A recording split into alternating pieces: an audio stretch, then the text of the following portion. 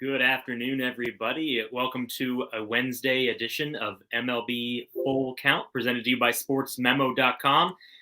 We have another great baseball day, and it's Hump Day, and Hump Day in MLB means baseball all day long. So there's a lot going on right now. Some stuff's already happened. We have plenty of games still going on to cover tonight. Before we get into that, before I introduce the guests, just want to let you know that we have a bunch of deals going on for football fans. We have early bird access for both NFL and college football deals up there. Good for about 10 more days through next weekend. You can get those deals. Football is getting closer and closer. That's why we do some of this summer stuff. A lot of you just want to build your bankroll for football. For the MLB show today, I am joined by a couple of guys that you may not know. Why am I hosting? It could be any of the three of us. The primary host of this show, Joe D'Amico, is joining me out there from nice and chilly Vegas, and I have Jeff Michaels, Jam Sports, here from over here in not always so chilly and sunny Ohio, beautiful Ohio here. And for this show, specifically for us and MLB stuff, there's a great deal right now where you get $30 off a 7-day all access for anybody on here, as well as you can use that in not just all access, but specifically for Major League Baseball. So good deals going on. I know personally, everybody does a little bit of different stuff. Usually Wednesday is the day where I kind of attack all day long. And so, if you've been following, I already have two plays in the books already. And there's a lot of stuff to go. We got 3 games to discuss in the later window of today's games. And we might as well go ahead and kick it off here. The first game we're going to discuss is a game I know Joe has a lot to talk about on, which is the Cubs, who I brought up yesterday, were my play to just completely fade because 2 of the guys they had in their starting lineup weren't going to play, and then they kept them. There were a bunch of guys that got traded maybe that we didn't think would, and Contreras and Happ stayed, and so they're still there to play again in St. Louis tonight, where the Cardinals are about a -180 favorite. Justin Steele from the left side is on the mound for the Cubs, facing Miles Mikolas for the Cardinals tonight. Big favorite again for the Cardinals, and I want to see what Joe has on tap for this game. Well, guys, first I want to say it's an honor to be here with Dr. Chuck hosting and my good buddy Jeff Michaels, JM Sports. I'm so used to being in charge in and out of the bedroom that this is a breath of fresh air. So thanks for having me, guys. I appreciate it. As far as this game goes, my friends, currently, as everyone out there knows, St. Louis possesses a wild card spot, but just 2 games back of Milwaukee. They want a lot more than that, guys. Trust me when I tell you they want this division. And playing the lackluster Chicago team can get them a little closer to their goal. Let's face it, guys. I've said it before, and I've said it again.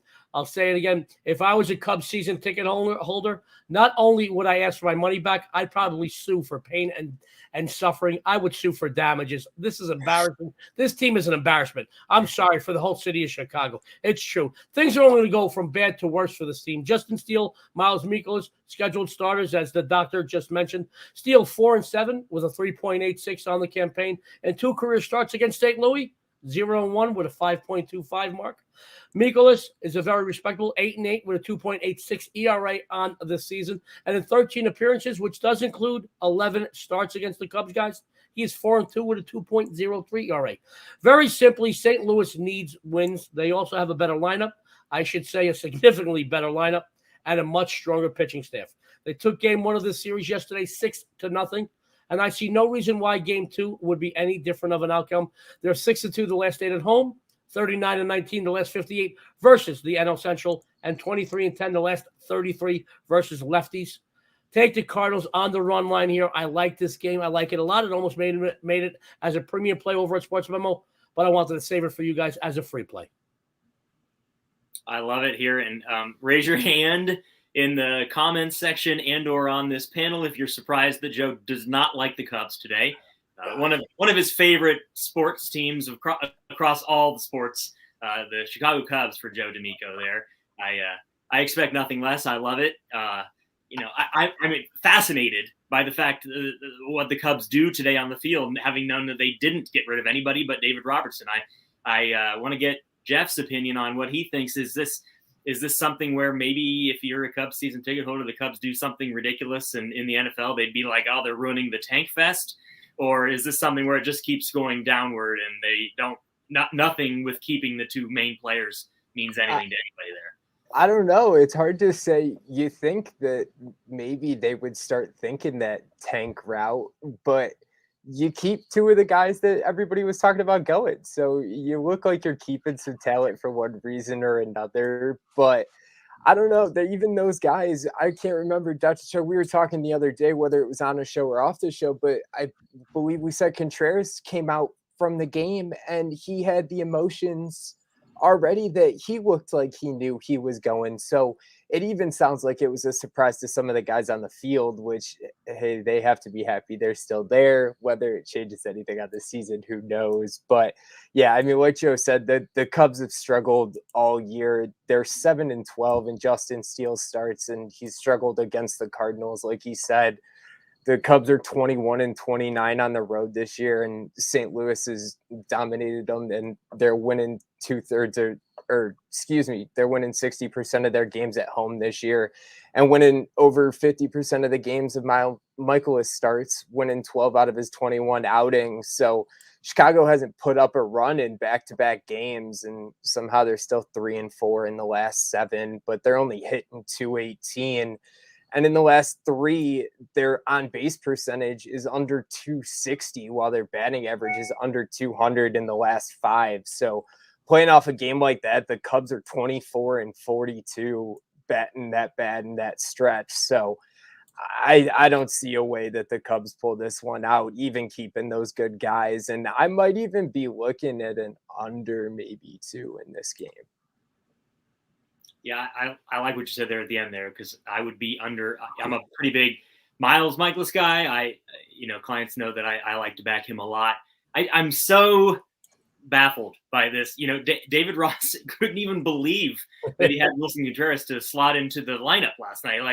It's like you said, there was only one person everyone knew was moving, and everyone else moved and he didn't. And it's just it's fascinating. So I don't see how the Cubs could. I have no idea which way we're going to go. So good for you guys breaking that down. Let's move on to the second game here, where we're all NL tonight in games that we're featuring. And we're going to go to San Diego, where the Rockies are facing the Padres again. Chad Kuhl is on the mound against Blake Snell. It's an enormous line. I think you can maybe get 1-3, but it's about -320 on average with a total of 8.5. How do you factor in the Juan Soto deal? Nobody that was a pertinent part of the team this year, aside from maybe Mackenzie Gore, did go out in that trade. So obviously the future is now for San Diego, because this is an insane big 3 NBA version almost in baseball. And so let's go to Jeff first on this one and see if he knows a good way to attack this -300 on a divisional game here. You kind of said it. The trade deadline was obviously a win for the Padres, but the question is, how fast does that click together?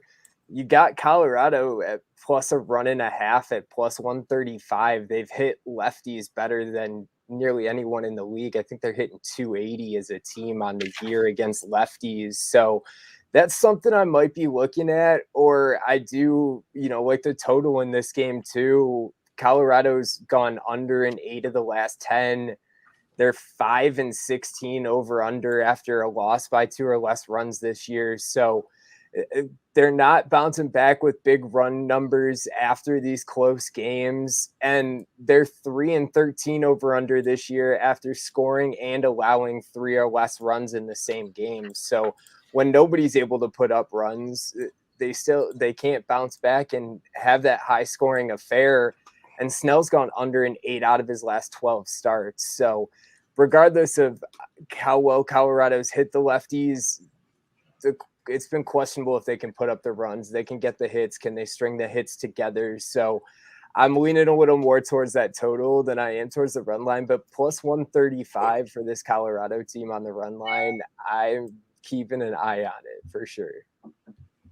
Yeah, and it's interesting. So I don't know if Joe moves stuff around, and I know he usually, mocks me a little bit for the amount of different props and weird things. And my best bet today is going to be a Nerfy and things like that. But I'm going to go back to Jeff just because I'm wondering if you do this type of stuff. The Rockies +3 is $1.50. Like, I mean, think about that. This is baseball. I mean, you're normally paying about $1.50 to get a run line on a dog, period. Like, what are your thoughts? Do you ever move lines? Do you ever do anything like that? Are you interested in something? It's just such a ridiculous line.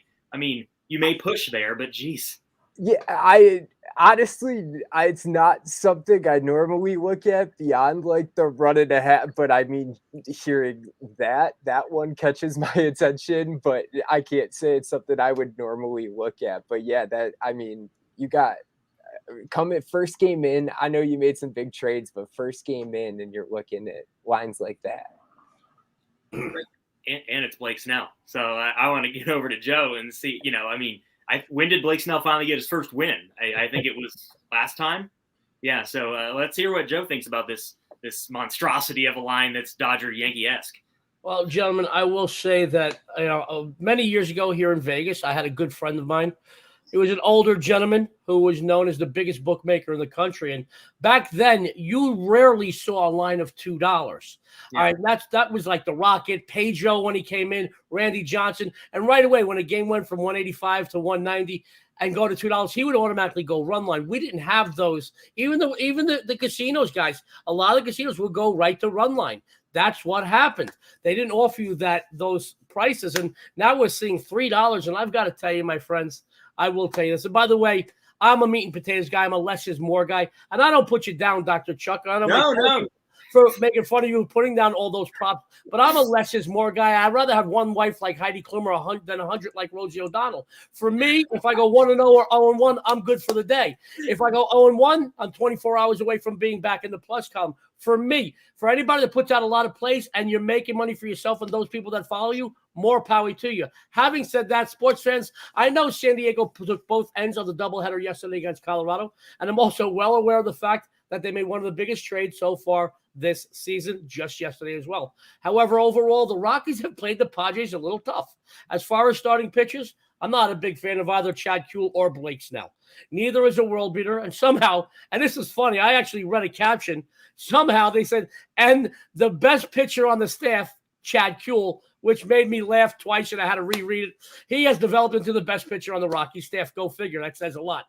Now, my friends, sports fans, there's a lot of baseball still left to be played. No argument there. Having said that, I think we'd all agree that the Rockies are a safe bet not to be an NL contender.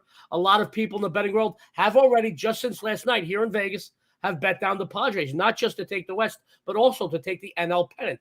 That's putting a lot of stock in those few trades from yesterday. All right, guys, but also to take the pennant, as I mentioned, let's not put the horse before the cart here, folks. They just acquired a couple of big-name players with a couple of big-time egos.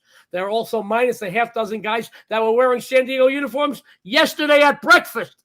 It's going to take a little time for this team to mesh. No matter what, I don't see this team being a $3 favorite over any opponent in the NL. That is just crazy. It's ludicrous to me. And having taken the first 3 games of the series, I think we all know that it's very difficult to sweep 4 full games. This team has a lot more pressure on them today than they did yesterday.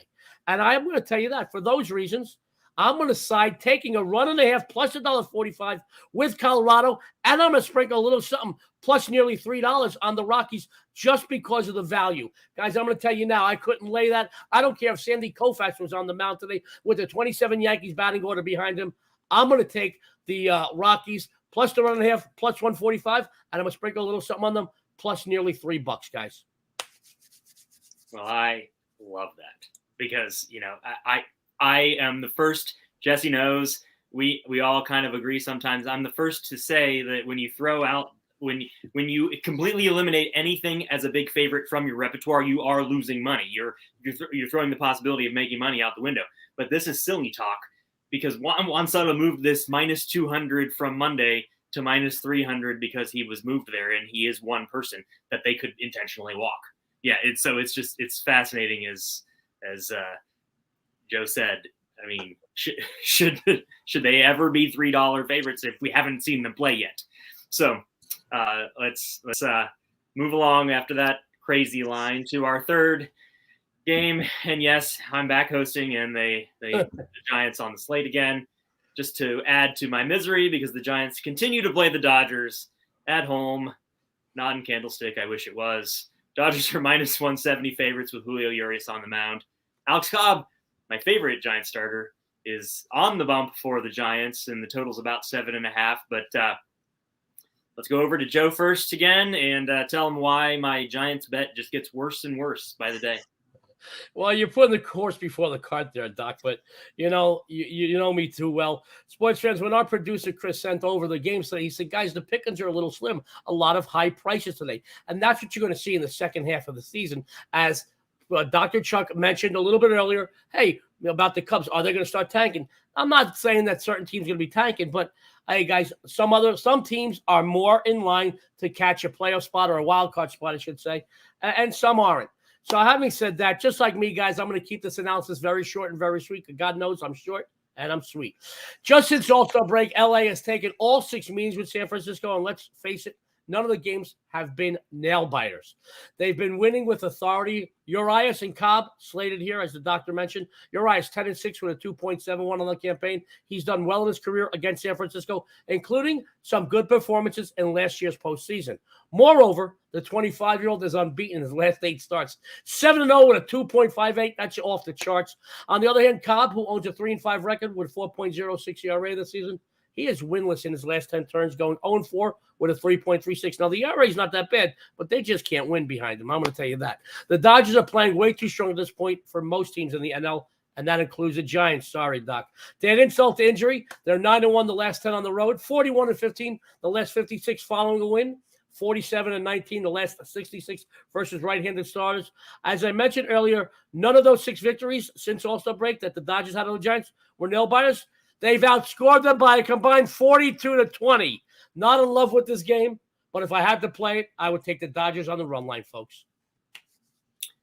Yeah, that's probably the best way to go. And you always get the all 9 at bats there too, which they have been spurting in certain innings against the Giants. So moving over to Jeff now, we discussed this the other day because it was very confusing as teams approached the deadline, and specifically the Red Sox. What are they doing? And I don't quite understand, maybe, and I wonder what Jeff thinks. What did the Giants do?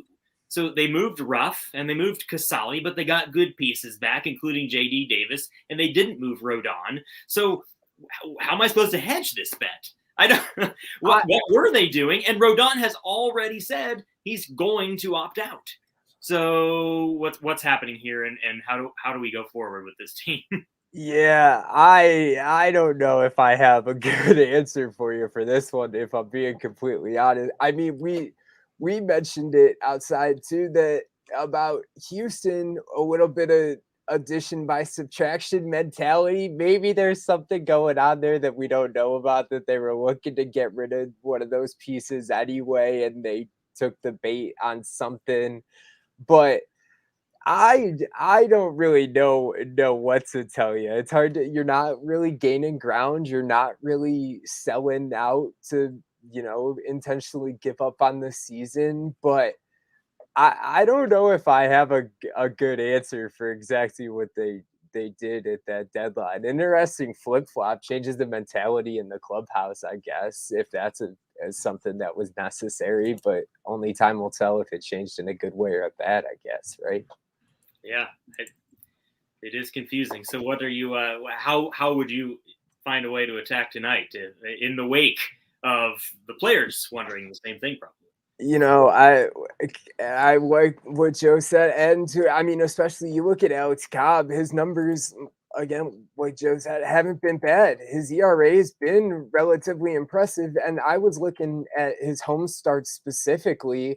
He's got a 3.20 ERA, but he's just 2-5, and the team's just 3-7 in his 10 starts at home, somewhere you'd obviously assume that you would usually be playing better.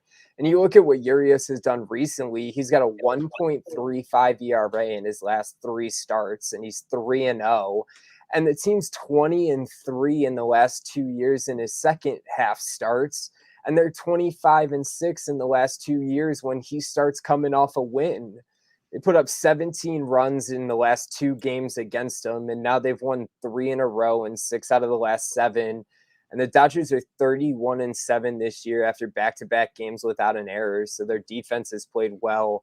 And San Fran hasn't been able to play well as a dog, which unfortunately now they're finding themselves in more and more often. So Dodgers on the run line is probably what I'm looking. I don't usually like playing a -1.5 on the run line, to be honest, but with where the line's at in this game, I don't see, unfortunately, sorry, Dr. Chuck, I don't see a play on the Giants on this one in any sense. So if I'm playing something, I'm playing Dodgers on the run line.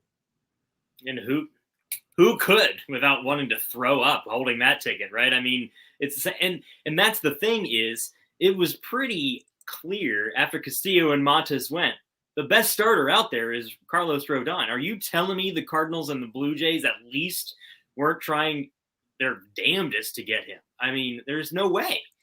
And so what is that all about? Because the Giants basically said, you can get him in the winter for free. You know, like pretty confusing situation. So yeah, it's hard to know how to assess that, except that obviously it would be pretty impressive for them to all of a sudden start getting some runs for Alex Cobb. Same thing Logan Webb's been realizing. Kevin Thomas has brought that up. Like, get Logan Webb out of his misery. Alex Cobb's probably thinking the same thing. Absolutely. So we covered those 3 games with some chalkiness, and now we're gonna look to our best bets here. Each one of us will have a best bet, and we're gonna start off going back to that first game with Joe D'Amico. Well, guys, before I get into the best bet today, I do want to tell you that anybody that's been following me on my baseball picks over at SportsMemo is making money just over the last 3+ weeks. $100 bettors up over $4,900. Now, I'm not here to give you action. I'm here to give you winners. I did pass on premium plays today, but I have some great discounts available over at SportsMemo in baseball, second half stuff, week stuff, you name it, going over there. But something I am very excited about that I do want to tell you is available right now as well. My NFL preseason package. Right now, over the last 15 seasons, documented like 13-2 on my Hall of Fame games. I have several number 1 finishes in preseason. Last year on SportsMemo went 7-3 on premium releases, another 6-0 on free releases. Guys, I have a great preseason discount available right now at SportsMemo, and my NFL preseason Hall of Fame game winner is already posted. Go over to SportsMemo, get on it. Start your NFL campaign off right. As far as my best bet today goes, it takes place in one of the games we did cover in the roundtable segment. Now, in that segment, I gave out the side. Have no fear, guys. This best bet is going to be on the total in the Cubs-Cardinals matchup. For many of the reasons I mentioned earlier in the roundtable segment about the Cubs, I just don't like this team very much. I know Dr. Chuck is laughing backstage. The only thing more pathetic than their offense is their pitching staff. They've gotten blanked the last 2 outings. I believe Jeff mentioned that earlier. Let's face it, this team has thrown in the towel on the season months ago, and now it's too late for them to do anything, guys. St. Louis does need wins because they want not just to keep that wild card spot, but possibly to take hold of the top spot over Milwaukee in the Central. Mikolas is a solid pitcher despite an 8-8 record, an ERA of just 2.86. While I'm not in love with Justin Steele, I look back at his last 5 outings. He's allowed 3 runs or less in each. I don't think the Cubs are going to score much, if any, here. I think the Cardinals will beat them. I said earlier they're going to beat them on the run line. As I mentioned earlier, I think they're good for 4, maybe 5, even 6 runs. But I think that'll be good enough for this game to go under. By the way, guys, the under is 4-1 in the last 5 matchups between these 2 teams. I like under 8 here. I think it's a winner. Yep, I like that play. And don't forget, like Joe said, he's got Hall of Fame game up already. He's killing in that game. You can get his all access using Pitch 7 days, $30 off. That's good for all of us, but specifically for Joe, who's going to already be getting football out there and apparently crushes preseason, which is hard and sharp if you do so. So definitely check that out. And now we're going to go over to Jeff Michaels for his best bet and see where he's looking at and what else he's got going on. Yeah, I am excited. I appreciate it, Dr. Chuck. Excited for football to be started. I actually have my top win totals up for sale there too. But tonight's action, MLB, I got a 2-for-1 package up for tonight. We've been number 2 dating back to July 1st and MLB action of 3 units or higher, almost 40 units up since July 1st. And we've been number 3 in profit on run line plays, and that's what we got a big one up on tonight. So sides play action tonight, and the 2-for-1 is going to be the top run line. We've hit 6 straight, but it's under $20. Or go get that all access with the deals we got going on and get your plays for the week as opposed to just for today. But what I'm giving you for today for the best bet on here is going to be the Pittsburgh Pirates getting plus money at the plus 105 on the run line. And Peralta's going tonight for Milwaukee, and he's just struggled to cover the run line in his starts. Milwaukee's just 1-7 in his outings this year, and they're winless with him on the road. Dating back to last season, they're just 2-12 in his last 14 starts. But Milwaukee's just struggled on the season to beat the easier teams that they should on the run line. They're just 12-23 against opponents that are winning 38 to 46% of their games on the year. And the Brewers are 14-31 on the run line after a loss. So they're struggling to bounce back too, regardless of the opponent that they're playing. And Pittsburgh sends Bede to the mound for his first start since 2019. And it's a little hard to anticipate what you're going to get from him, but it's looking like he's just going to be the opener. So you're just going to get a couple innings and you're going to get some work from the bullpen today. But you've seen it. We've seen a trend just in MLB teams in the last 5 years. A struggling hitting team that's got a hot bullpen as a home dog on the run line is 40-15, winning 73% of the time and up over 25 units over that 5-year stretch. So, Pittsburgh's been able to keep these games close, and Milwaukee's been struggling to close them out by more than the run or so. So at plus money on the dog side of the run line, I'm going to take Pittsburgh tonight going against the struggling Peralta. Yeah, I really like both your plays because I really like both. I like both starters more than most people in Joe's game. And who doesn't love how can you not love a run line that's plus money? It's like we talked about with the Rockies. I mean, you're getting plus money all the way up to plus 2. So love both of those plays. And I failed to mention early bird NFL. Get that. That's going to cover everybody. I know both these guys are pounding NFL already and are just documented excellent NFL cappers. And that's what the summer's all about, right? Is take some vacation, try and win some money in baseball, and then hammer it on Saturdays and Sundays. So I'll finish this off with my best bet, which, as I mentioned earlier, is a Nerfy. It's late tonight. Nerfy is, I'm not trying to be flippant here. It's a no-run first inning in the Oakland A's facing the Angels. Angels have Ohtani on the mound, who I think, while it's impossible to know what it's like to not have been traded, and apparently the Yankees put in a pretty good offer, and people put in some pretty good offers, but the Angels decided to keep him, and there was no reason to move him other than the franchise's mess. But I think that he's just going to be a little bit booned from that. Not to mention he plays the Angels.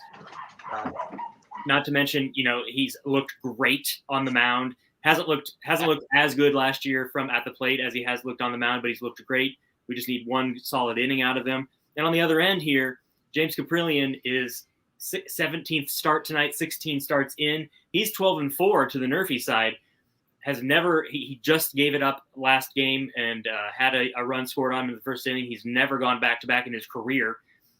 Hasn't allowed a run against the Angels, period, in any of his starts. In 3 starts, going all the way back to the beginning of 21. Hasn't faced him yet this season. And the Angels are down Marsh, down Trout. Ohtani, will be in that lineup. I mean, David Fletcher's healthy, I guess, but the situation here, neither of these teams have put anything up recently, and the value on this is just too immense. For those that follow my packages or our regular all access, we already have a Nerfy win in today. We have that one later tonight. We're hitting about 65% of them on the season, and they are quick and dirty. And one home run can end it. But I don't see that tonight, and I think both these guys go unscathed in maybe a 6-up, 6-down situation. And so take that tonight. I think you're going to get about maybe minus 120, which is pretty good value, maybe minus 125. both of them are pretty good because it is a little more popular than some of them. So that does it for our best bets today. Again, don't forget to check out, you use Pitch7 as the code at checkout to get all access for any of us. All access is the best deal because you get all our plays the second we release them and emailed right to you. You don't have to seek and find anything on the site. And early bird NFL, college football, everybody's got win totals, everybody's got plays, and Joe has one tomorrow. So check everything out. And thanks so much for joining us on this Hump Day edition of MLB Full Count. We'll see you again tomorrow.